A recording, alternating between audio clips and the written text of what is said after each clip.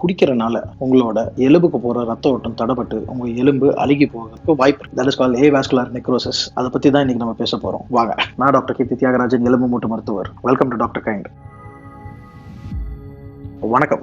நாம இன்னைக்கு பேச போறது இடுப்பு எலும்புல, அதாவது பந்து மூட்டுக்கு என்ன இருக்கு இல்லைங்களா, உங்களுக்கு ரத்த ஓட்டம் தானாவே நிற்கும். என்னன்னா, இந்த இடுப்பு எலும்புக்கு போற ஒரு ரத்த ஓட்டம் ஒரு சிக்கல் பிடிச்சது. ஸோ அதுல ஏதாவது ஒரு சின்ன ரத்த ஓட்டம் நின்றுட்டாலும் ஒரு பகுதிக்கு போற ரத்த ஓட்டம் நின்று போயிடும். அப்ப என்ன ஆயிடும், அந்த பந்தே அப்படியே அழுகி போயிடும். That's called avascular necrosis. இது கிரானிக்கா குடிச்சுக்கிட்டே இருப்பாங்க. அதாவது வாரத்துல 2 நாள் 3 நாள், அது கூட ஒபிசிட்டி, அது கூட இன்ஆக்டிவிட்டி, இவங்களுக்கும் இது வர்றதுக்கு வாய்ப்பு இருக்கு.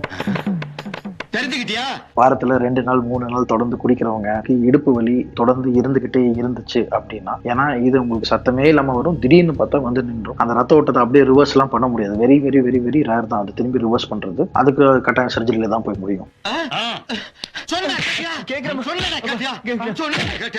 அந்த மாதிரி பழக்கம் உள்ளவரா இருந்தீங்கன்னா தயவு செய்து போய் உங்க டாக்டரை பார்த்து செக் பண்ணிக்கோங்க. பாய்.